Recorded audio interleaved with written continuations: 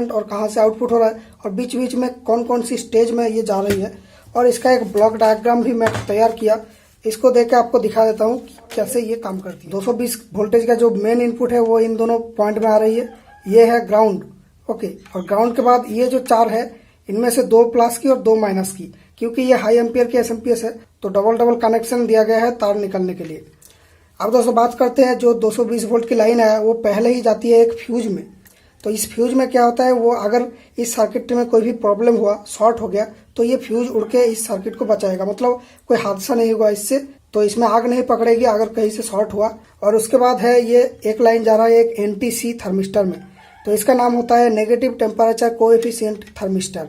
तो ये थर्मिस्टर क्या करती है, जब पहली बार आप इसको पावर दे रहे हैं तब जो ये कैपेसिटर चार्ज होगा 220 वोल्ट मेन से इस डायोड के अंदर से, तब ये करंट को लिमिट करेगा, नहीं तो ये कैपेसिटर बहुत ज्यादा हाई करंट खींचेगा और जिस स्विच से आपने उस डिवाइस को पावर दे रहे हैं उस स्विच के अंदर फायरिंग होगा, तो उसको रोकने के लिए इस एनटीसी थर्मिस्टर को दिया जाता है। उसके बाद है एक इंटरफेरेंस कैपेसिटर। तो ये जो कैपेसिटर है इस साइड में जो फ्रीक्वेंसी बनती है, मतलब बहुत हाई फ्रीक्वेंसी में करंट लेता है छोड़ता है, तो वो जो फ्रीक्वेंसी है वो वापस इस लाइन में ना जाए, इसलिए इस कैपेसिटर और इस इंडक्टर को दिया जाता है, ताकि इसका फ्रीक्वेंसी जो है इसके अंदर ही रहे, दूसरा कोई कंपोनेंट में ये इफेक्ट नहीं करेगा, मतलब पावर लाइन में वो असर नहीं डालेगा। और ये जो रजिस्टर दिख रहा है ये इस कैपेसिटर को डिस्चार्ज करने के लिए, जब आप इसको यूज नहीं करेंगे तो ओवर टाइम इसको ये डिस्चार्ज करेगा। उसके बाद ये जो कॉइल है इसको बोलते हैं कॉमन मोड चोक। तो ये होता है आपका इंटरफेरेंस सप्रेशन के लिए, मतलब फ्रीक्वेंसी जो है उसको रोकने के लिए, और इस साइड से भी कोई अगर नॉइज आ रहा है उसको ये फिल्टर करता है। उसके बाद 4 डायोड है, ये है ब्रिज रेक्टिफायर। ब्रिज रेक्टिफायर क्या करती है, एसी को डीसी बनाती है। उसके बाद यहाँ पर 310 वोल्ट डीसी बन जाती है, तो ये होता है 220 वोल्ट इनपुट एसी और डीसी में 310 वोल्ट बनती है। तो ये क्यों होता है, क्योंकि डीसी जो है वो थोड़ा सा ज्यादा बन जाती है एसी से, क्योंकि एसी में करंट जो है वेरी करता रहता है, तो उसका एक मीन वैल्यू हम निकालते हैं तो थोड़ा सा कम बताते हैं एसी को, लेकिन जो डीसी है वो पीक लेवल पे रहता है। तो अगर ये आपका एसी की वेव फॉर्म है तो एसी का जो वोल्टेज है उसको इस लेवल पे बताया जाता है लगभग 70% में, और जो डीसी है वो इसका पीक में बनते हैं डीसी। तो पीक मतलब कि वोल्टेज थोड़ा सा ज्यादा हो रहा है, तो इसलिए ये 311 वोल्ट डीसी बन जाती है 220 वोल्ट से। तो वो डीसी जो है इस कैपेसिटर में स्टोर होती है और आगे इस सर्किट में ये एक पीडब्ल्यूएम फ्रीक्वेंसी सिग्नल जनरेट होती है, और वो सिग्नल इस ट्रांजिस्टर की मतलब गेट में जाती है। ये है मॉसफेट ट्रांजिस्टर, और इसका गेट से जो ये सिग्नल एम्पलीफाई होकर इस ट्रांसफार्मर को ये चलाता है। तो ट्रांसफार्मर में एक बहुत हाई फ्रीक्वेंसी सिग्नल से इस ट्रांसफार्मर को स्विच किया जाता है। तो वो हाई फ्रीक्वेंसी होता है एक स्क्वायर वेव। स्क्वायर वेव दिखने में ऐसा होता है। तो ये जो नीचे वाले टाइम ये होता है ऑफ टाइम, और ये जो ऊपर में है पीक ये होता है आपका ऑन टाइम। तो on time versus of time का जो रेशियो है, तो मान लीजिए ये होता है आपका, मान लीजिए 20% ड्यूटी साइकिल। ओके, मतलब कि 20% टाइम के लिए ये ऑन रहेगा और बाकी 80% टाइम के लिए ये ऑफ रहेगा। तो ये होता है ड्यूटी साइकिल। ओके, तो इस ट्रांसफार्मर में भी ऐसा ही होता है, 20% टाइम के लिए मान लीजिए ये ऑन हुआ है, उसके बाद 80% टाइम के लिए ऑफ रहेगा। ओके, और इस ड्यूटी साइकिल को चेंज कर करके इस सप्लाई के वोल्टेज और करंट को चेंज किया जा सकता है। ओके, तो ये होता है एसएमपीएस सप्लाई का सिस्टम। उसके बाद जो है ये जो फ्रीक्वेंसी बनती है वो मैनेज करता है ये आईसी। ओके, उसके बाद ये जो ट्रांसफार्मर है ये इतना छोटा क्यों, 12 वोल्ट 10 एम्पियर का ट्रांसफार्मर बहुत बड़ा होना चाहिए, लेकिन ये इतना छोटा है क्योंकि ये हाई फ्रीक्वेंसी में काम कर रहा है। जो ट्रांसफार्मर हाई फ्रीक्वेंसी में काम करता है उसका साइज छोटा होता है। ये है एक 12 वोल्ट 2 एम्पियर का ट्रांसफार्मर, तो ये 50 हर्ट्ज फ्रीक्वेंसी में काम करता है, तो इसलिए इतना लो पावर में भी इतना बड़ा ट्रांसफार्मर हमें लगाना पड़ा है। तो यहीं पे एसएमपीएस जीत जाता है उस लीनियर पावर सप्लाई से, इसलिए इसका ट्रांसफार्मर छोटा है और इसका कोर में आयरन नहीं रहता है, ये एक फेराइट मटेरियल रहता है, इसलिए इसमें लॉस कम होती है और ये हीट कम होता है और हाई एम्पियर की सप्लाई दे पाता है।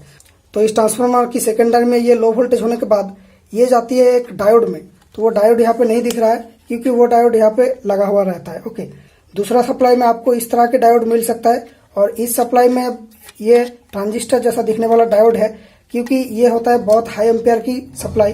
तो इस डायोड के अंदर 10 एम्पियर करंट जाने वाली है, इसलिए ये डायोड हीट सिंक के साथ माउंट करना पड़ता है, इसलिए इसको ऐसे ट्रांजिस्टर जैसा डायोड यहाँ पर लगाया गया है।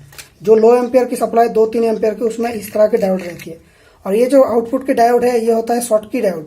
शॉर्टकी डायोड का वोल्टेज ड्रॉप, जो फॉरवर्ड में वोल्टेज ड्रॉप होता है 0.3 वोल्ट के आसपास, जबकि नॉर्मल डायोड जो है 4007 या फिर ऐसा कुछ डायोड में वो 0.7 वोल्ट होती है, तो वो लॉस ज़्यादा करता है। शॉर्टकी डायोड कम लॉस करता है, और शॉर्टकी डायोड हाई फ्रीक्वेंसी में काम कर सकता है, लेकिन ये सब डायोड लो फ्रीक्वेंसी में काम करता है, हाई फ्रीक्वेंसी में उतना अच्छा काम नहीं करता है। ओके, उसके बाद है कैपेसिटर, इंडक्टर और कैपेसिटर। इस चीज़ को बोलते हैं फिल्टर। जो हाई फ्रीक्वेंसी में जो करंट इसमें गया डायोड के अंदर से, वो डीसी बनने के लिए फ्रीक्वेंसी को हमें रोकना पड़ेगा, मतलब जो हाई फ्रीक्वेंसी की पल्स है उसको पूरा डीसी बनाना पड़ेगा, इसलिए यहाँ पर कैपेसिटर लगाया जाता है। और कैपेसिटर, इंडक्टर कैपेसिटर, ये होता है पाई फिल्टर, मतलब एक बार कैपेसिटर में फिल्टर हुआ, उसके बाद इंडक्टर में गया, फिर और कैपेसिटर में फिल्टर हुआ, मतलब 3 स्टेज में ये फिल्ट्रेशन हो रही है।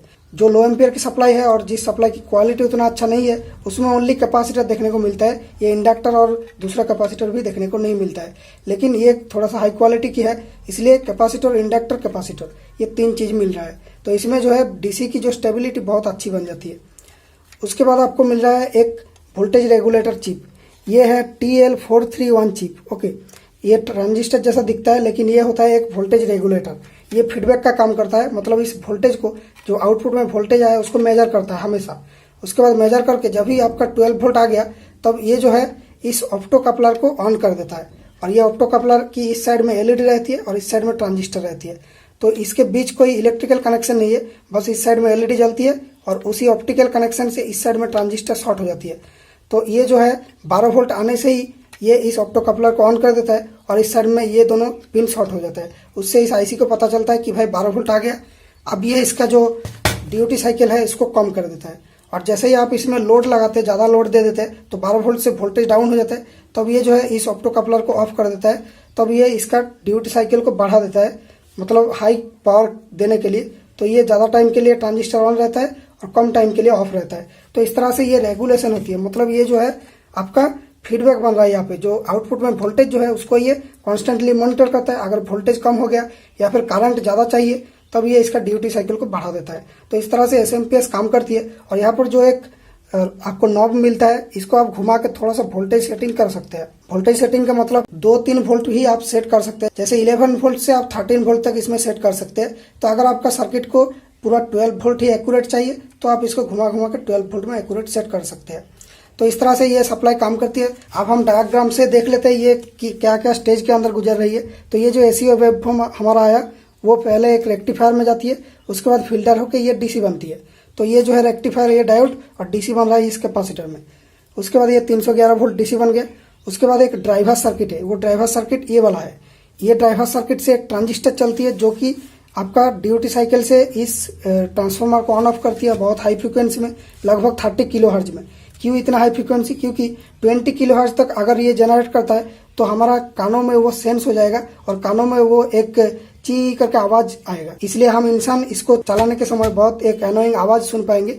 इसलिए इसको 20 किलोहर्ट्ज के ऊपर की फ्रीक्वेंसी दिया जाता है, तो वो 30 किलोहर्ट्ज जैसा फ्रीक्वेंसी जनरेट होती है। और वो होती है एक स्विचिंग ट्रांजिस्टर के मदद से ट्रांसफार्मर को स्विच करता है। तो ये होता है स्विचिंग ट्रांजिस्टर। यहाँ पर मॉसफेट लगा हुआ है, हाई पावर की है, इसलिए जो लो पावर की सिस्टम है उसमें ये मॉसफेट आपको देखने को नहीं मिल सकता है। तो वो मॉसफेट इस आईसी के अंदर ही बिल्ट इन रहता है, तो वो भी हो सकता है जो लो पावर की सप्लाई है। उसके बाद दोस्तों वो जो ट्रांसफार्मर में जो फ्रीक्वेंसी स्विच हुआ वो जाता है उसका सेकेंडरी में। तो यहाँ पर आइसोलेशन बनती है, मतलब जो है ट्रांसफार्मर की जो प्राइमरी है और वो जो सेकेंडरी है, इन दोनों में कोई इलेक्ट्रिकल कनेक्शन नहीं है। इस तरफ की जो वोल्टेज है, मतलब लाइव वोल्टेज, वो आउटपुट में नहीं आती है, तो आउटपुट में हाथ देने से हमें शॉक नहीं लगेगा। उसके बाद एक PWM जो सिग्नल मिला इससे, जो लो वोल्टेज PWM, ये 5 वोल्ट लिखा, यहाँ पर 12 वोल्ट होगा इस सप्लाई के लिए। ये मैंने दूसरा सप्लाई के लिए ड्रॉ किया था। उसके बाद वो एक शॉर्टकी रेक्टिफायर और एक फिल्टर के मदद से रेक्टिफिकेशन होती है, फिर डीसी आउटपुट जाती है। उसके बाद वो फीडबैक के मदद से इस ड्राइवर में एक सिग्नल जाती है, जो मैंने दिखाया इस TL431 के मदद से, इस ऑप्टो कपलर की मदद से जो सिग्नल जाती है, उससे ये काम करती है। और दोस्तों यहाँ पर देखिए एक कैपेसिटर मिल रहा है बिल्कुल ऑप्टो कपलर के पास ही। ये होता है प्राइमरी और सेकेंडरी के बीच लगा रहता है। ये क्यों होता है? तो ये लगाने से आपका आउटपुट में शॉक लगने का चांस होता है, लेकिन ये एक्चुअल में नहीं होता है, क्योंकि ये जो कैपेसिटर है ये प्राइमरी और सेकेंडरी के बीच ही लगा हुआ रहता है, लेकिन ये होता है सेफ्टी कैपेसिटर। तो इसके अंदर से ज़्यादा कोई करंट नहीं जाती है जो कि आपको शॉक लगे या फिर चोट पहुंचाए आपको। तो ये क्यों लगाया जाता है इसमें? तो इसमें ये लगाया जाता है इसलिए ताकि यहाँ पर जो फ्रीक्वेंसी बन रहा है वो फ्रीक्वेंसी इसकी आउटपुट की तार में जैसे ना आए। आउटपुट में आप अगर लंबा तार लगा देते हैं तो वो तार एक एंटेना जैसा काम करती है और वो उस फ्रीक्वेंसी को रेडिएट करता रहता है। तो वहाँ पे अगर आपका आसपास में कोई वायरलेस चीज़ें हैं, जैसे कि कोई रेडियो हो गया या फिर कोई ऐसी चीज़ हो गया, तो उसमें वो इंटरफेरेंस क्रिएट करेगी। मतलब इसको जब चलाएंगे तो रेडियो नहीं चलेगा घर में। तो वो सब रोकने के लिए इस चीज़ को लगाया गया है, ताकि